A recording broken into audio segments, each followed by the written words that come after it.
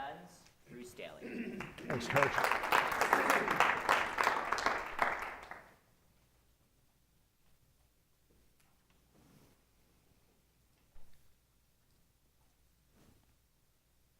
I was looking at the BBC the other day, BBC News, and I saw a story about Colorado. So I thought, wow, this is pretty interesting. And the story was about Weld County.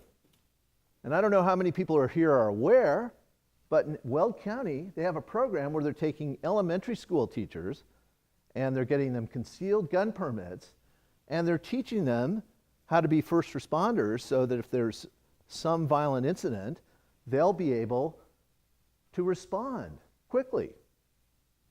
So I guess the question is, what could go wrong? Now, I was thinking about this, and I thought back to my elementary school days, and I'm going to invite all of you to think about your elementary school teachers. Now, which one of them would you like to have at your side in a firefight?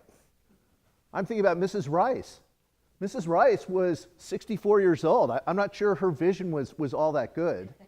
Now, having her have a concealed weapon in the classroom, not so sure about that. Mrs. Cook. So Mrs. Cook, I realize in retrospect, probably came to school sometimes having imbibed a little cooking wine. And then I thought about Mrs. Wechter, who was at least 110 pounds. How would she do making some bad guy's day? Now, I have to really share with you my own bias. I don't own a gun. And the reason I don't own a gun is because I'm convinced the person I'd most likely shoot would be myself. And the other reason that I don't own a gun is because I was in a shooting incident at school. This happened back in the day when I was in junior high. I was going to a school that had been newly integrated, and there was lots and lots and lots of racial tension. One winter in 8th grade, the school arranged a snowball fight. And the two groups quickly split up. There was a smaller group, which consisted of all the blacks and a few whites. And on the other side, the side I was on, it was all white.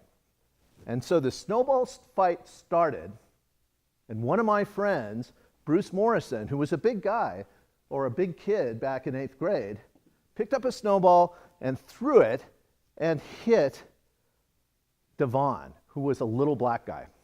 So Devon got extremely angry. Devon went and ran up to Bruce, started swinging. Bruce picked him up and threw him to the ground.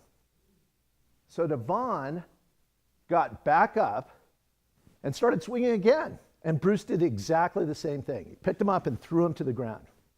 At this point, Devon was humiliated. Devon was angry. Devon was upset. He was dealing with stress, and in not a very positive way.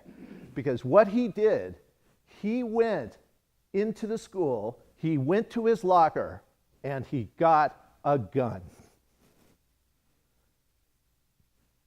Now, fortunately, a mutual friend of ours, Larry Davis, was a friend of his. Larry was African American. Larry said, "Oh my God, I've got to stop this." So he went and he got Mr. Jones, who was the shop teacher. And Mr. Jones wasn't considered necessarily the most academically gifted of teachers. He had a job that, involved a lot of manual labor. He went and he got Mr. Jones, and Mr. Jones stopped Devon. He intercepted him and he convinced him not to shoot my friend Bruce. Now, if I think about the consequences of that, maybe this is a story that I'm the only person that remembers. But if I think about, would it have been better if Mr. Jones was armed? Would it have been better if Mr. Jones took his concealed weapon out? Would it have been better if Mr. Jones had shot Devon and killed him? Would that have been a better outcome? And I'd have to argue no, that would have been a tragedy for 3 people. And as it was, because he had the guts to face someone who was upset, who was stressed, who was armed, and convince him not to do an act that would have destroyed his life as well as the life of my friend Bruce. That's the kind of teachers that we need in our schools. Mr. Toastmaster.